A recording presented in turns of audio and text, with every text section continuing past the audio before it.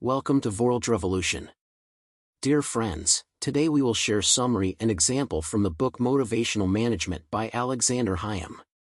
For a considerable time, Mike Crandall and his associates at Sandler Training were in the business of helping their clients achieve greater business outcomes. People buy for their reasons, not ours is one of the key foundations of their sales training.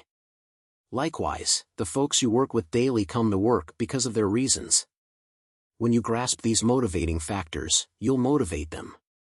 That's what this book is all about, identifying each person's unique motivational elements and devising a strategy to improve performance based on that knowledge.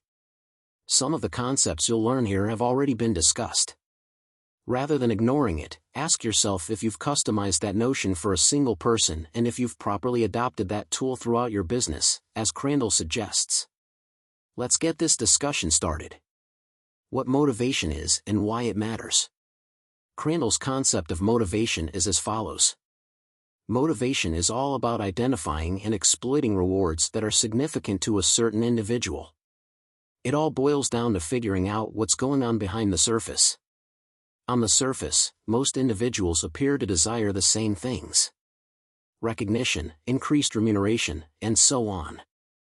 However, when you go a little further, you begin to see why those things are so essential to individuals. Those are the true motivators.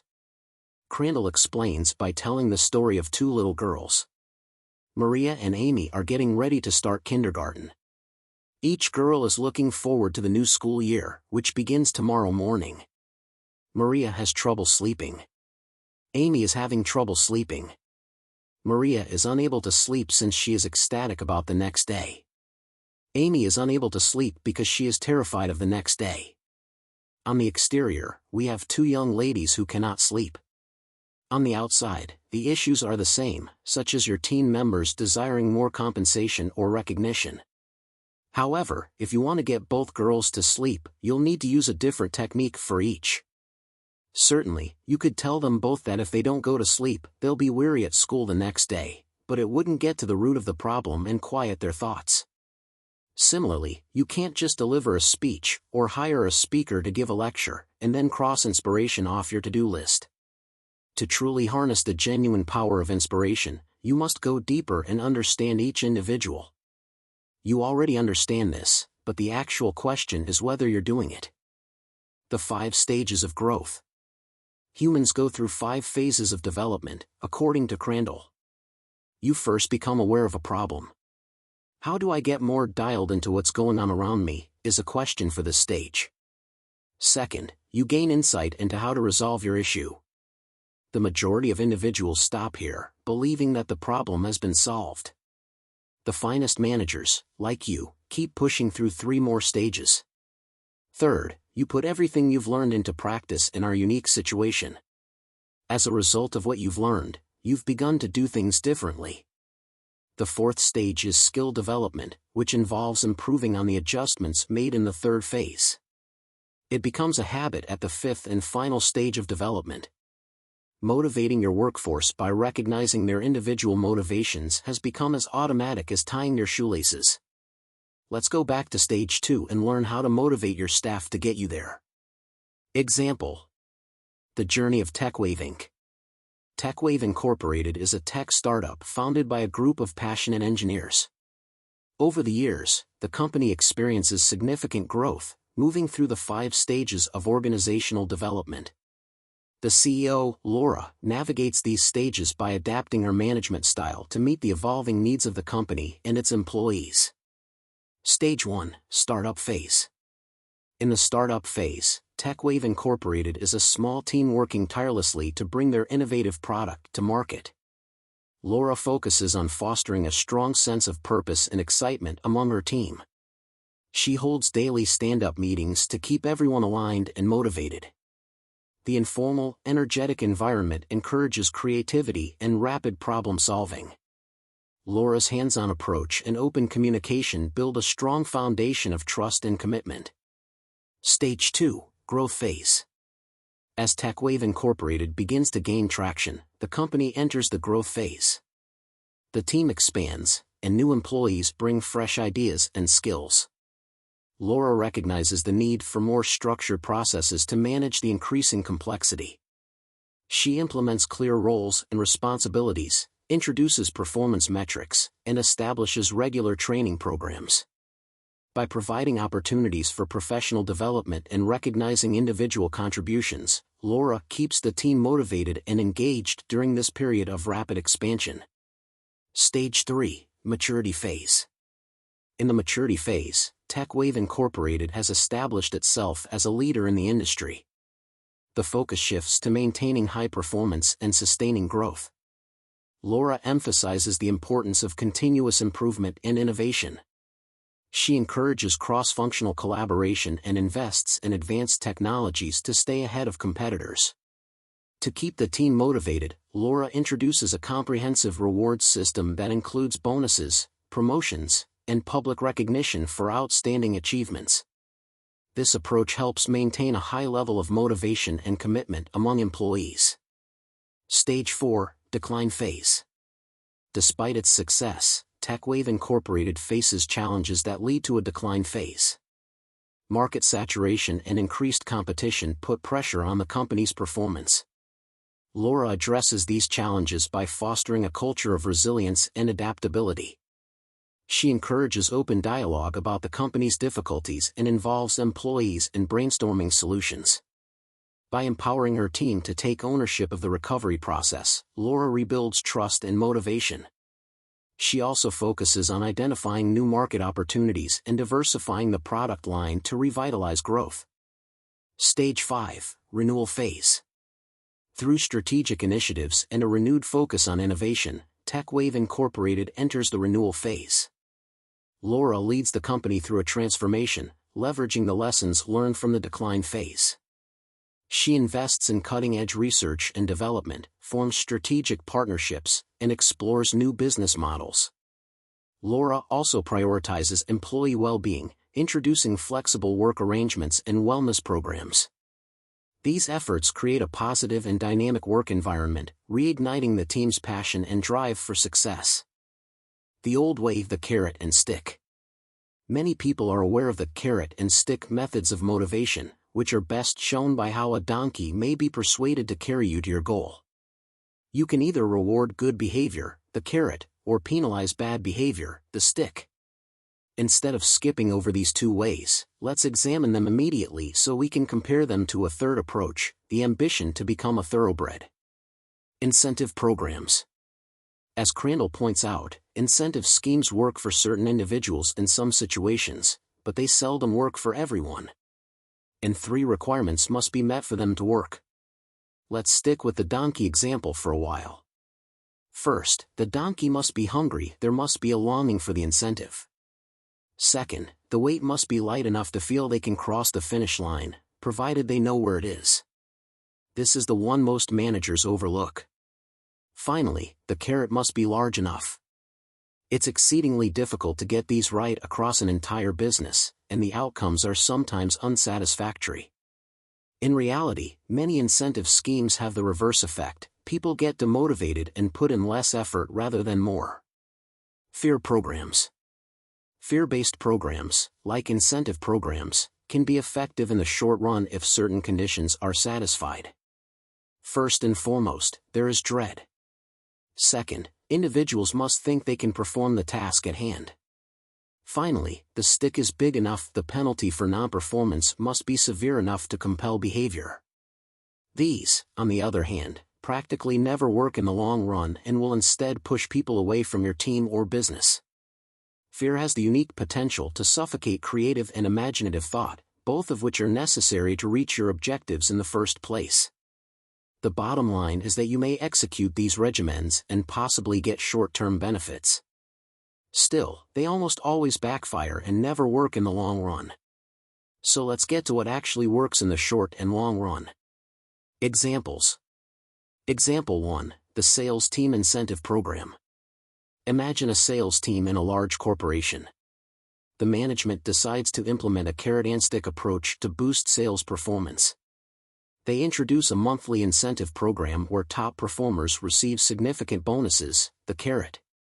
Conversely, those who fail to meet their targets face the possibility of losing their jobs or receiving a pay cut, the stick. Initially, this approach seems to work. Sales figures rise as employees push themselves to meet targets. However, over time, the pressure to perform leads to high stress levels and burnout among the team. Some employees start using unethical practices to achieve their goals, such as misrepresenting products to customers. The short-term gains are overshadowed by long-term issues like employee turnover and damaged customer trust. Example 2, the factory production line. In a manufacturing setting, a factory manager uses the carrot-and-stick method to increase productivity on the production line. Workers are promised bonuses for exceeding production quotas, the carrot, and are threatened with disciplinary action for falling short, the stick. While this method initially boosts productivity, it also leads to unintended consequences. Workers begin to prioritize speed over quality, resulting in an increase in defective products. The focus on meeting quotas also stifles creativity and innovation, as employees are less likely to suggest improvements or new ideas for fear of missing their targets. The factory's overall efficiency suffers as a result. Example 3, the classroom management strategy. A teacher in a high school decides to use the carrot-and-stick approach to manage her classroom. She offers rewards like extra credit and small prizes for students who perform well on tests and assignments, the carrot. On the other hand, students who misbehave or fail to complete their work face detention or loss of privileges, the stick. At first, this strategy appears effective. Students are motivated to study harder and behave better. However, over time, the reliance on external rewards and punishments diminishes students' intrinsic motivation to learn. They start to see education as a means to an end rather than a valuable pursuit in itself. The classroom environment becomes more about compliance than genuine engagement and curiosity. Reflection on the carrot-and-stick approach. These examples illustrate the limitations of the carrot-and-stick approach. While it can drive short-term results, it often fails to foster long-term engagement, creativity, and intrinsic motivation. Alexander Hiam suggests that modern motivational strategies should focus more on understanding individual needs and fostering a supportive environment that encourages intrinsic motivation. By moving beyond the carrot-and-stick method, managers and leaders can create a more sustainable and positive motivational climate that benefits both individuals and organizations in the long run. The New Way Attitude Motivation. David Sandler, the originator of Sandler training, offers a metaphor that aptly describes the third choice. Here's how attitude motivation works. It encourages individuals to run, not because they're chasing a carrot or trying to escape a stick, but because they want to be thoroughbreds. To put it another way, attitude motivation encourages people to work for their own reasons rather than yours. Is it true that this requires more work than the carrot-and-stick approach? Yes. But having a team of individuals with a genuine sense of purpose, who you don't have to encourage or threaten to achieve exceptional results. It's also the only viable long-term answer. Let's start with what Crandall refers to as the 5 key human motivators. To do. Some people are inspired by the prospect of accomplishing a certain goal for the sake of achieving it. To be. The potential of self-actualization, becoming the finest and highest version of oneself, motivates certain people. To have. Some people are driven by the prospect of having a certain item or earning a certain amount of money. To accomplish. Some people are driven to make a unique personal contribution in a particular field by a certain purpose, experience, or life lesson. To be known for. Some people are driven by the desire to be recognized by others. People, according to Crandall, lean on just one of those motivators at a time. As life progresses, a person may shift from one to the next. Still, on any given day, if he chooses to go outside of his comfort zone and into a new world of possibilities, he does so for one of the 5 reasons listed above. You may have a team-wide mission or vision statement, but what you're looking for is each individual's personal purpose. One of the 5 motivators listed above is likely to include it. Examples. Example 1, the tech startup's collaborative culture. Imagine a tech startup that prioritizes a collaborative and supportive work culture. The CEO believes that employees perform best when they feel part of a community and have a sense of ownership over their work. Instead of using strict performance metrics and punitive measures, the company encourages open communication, regular feedback, and team collaboration. Employees are given the freedom to work on projects that interest them and align with their strengths. Regular team-building activities and brainstorming sessions foster a sense of camaraderie and collective purpose. As a result, employees are intrinsically motivated to contribute their best ideas and efforts, leading to innovative solutions and a high level of job satisfaction. Example 2, the retail chain's empowerment strategy. A large retail chain decides to implement an empowerment strategy to motivate its employees. Store managers are trained to recognize and nurture individual talents and strengths. Employees are encouraged to take initiative and make decisions that improve customer service and store operations. For instance, a sales associate who has a knack for visual merchandising is given the responsibility to design store displays. This not only boosts the associate's confidence and job satisfaction but also enhances the store's appeal to customers. By empowering employees to take ownership of their roles and recognizing their contributions, the company creates a motivated and engaged workforce. Example 3, the healthcare provider's focus on purpose. A healthcare provider shifts its focus to attitude motivation by emphasizing the purpose and impact of its employees' work. The management regularly communicates the organization's mission and values, highlighting how each employee's role contributes to patient care and community well-being. Nurses and medical staff are encouraged to share their success stories and experiences during team meetings. This practice reinforces the meaningfulness of their work and fosters a sense of pride and fulfillment. By connecting daily tasks to a larger purpose, the organization cultivates a motivated workforce that is dedicated to providing high-quality care. Reflection on attitude motivation. These examples demonstrate how attitude motivation can create a more positive and sustainable work environment. By focusing on intrinsic motivation, organizations can foster a culture of engagement, creativity, and long-term commitment. Alexander Hiam's approach suggests that understanding and addressing employees' individual needs and aspirations can lead to higher levels of motivation and performance. Connecting, personally. Of course, no one shows up to work with a placard listing their key motivators and supporting information. You have to unearth that type of information. You have to foster an environment where they feel comfortable disclosing their innermost aspirations. You don't need a master's degree in psychology to get there, thankfully. Instead, request a list of your coworkers' favorite items. Favorite movies, vacation type, hobbies, candy bar, music, and so forth. All you have to do now is a few things. If you're going to employ extrinsic rewards, start by giving them their favorite items. Next, show an interest in discovering why those things are their favorites. This indicates that you care about them as individuals, which means they'll open up to you more, which means you'll understand them better. You'll be able to figure out how to best inspire them to perform better. What being interested in someone as a human being can achieve for you is fantastic. Consider letting everyone on your team share their favorites with one another. Example 1, the mentor-manager relationship.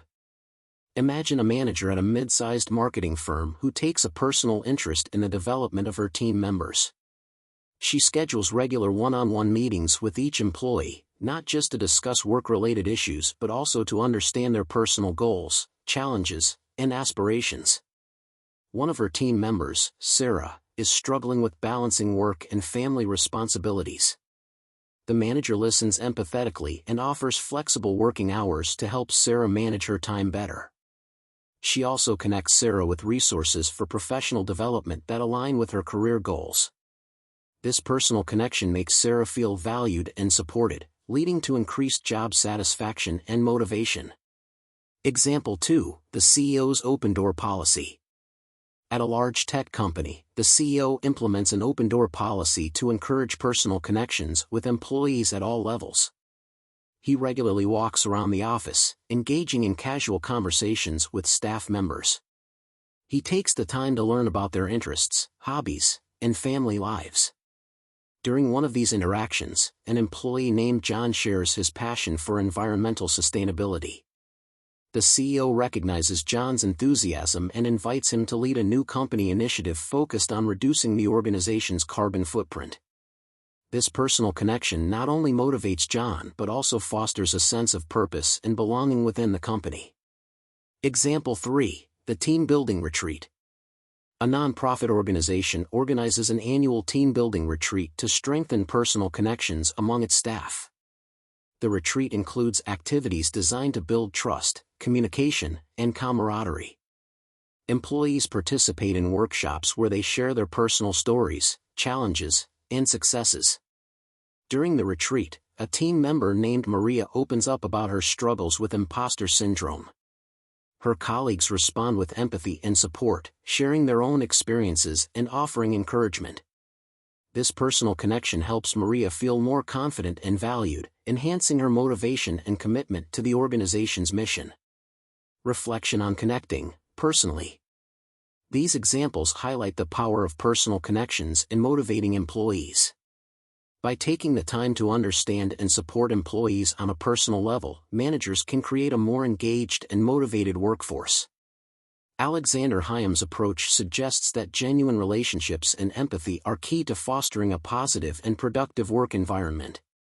Finding their purpose. You may discover each employee's own purpose in a variety of methods. One method is to develop a personal vision board, which consists of images that symbolize their personal and professional objectives. Some individuals will put a photo of their dream house on it, or a picture of mountains they want to explore someday and anything else they want to do in the future. Whether you use a vision board or another method, the value of the exercise is that it allows your team to dream about their future. It also provides them a way to revisit that goal frequently. You now have a way to link their job performance daily to their greatest ambitions and dreams. Consider how useful it would be to have that kind of knowledge at your fingertips. Example 1. The nonprofit organization's mission alignment. Imagine a nonprofit organization focused on environmental conservation. The management team understands that employees are more motivated when they feel their work has a meaningful impact. They organize workshops where employees can share their personal stories and reasons for joining the organization.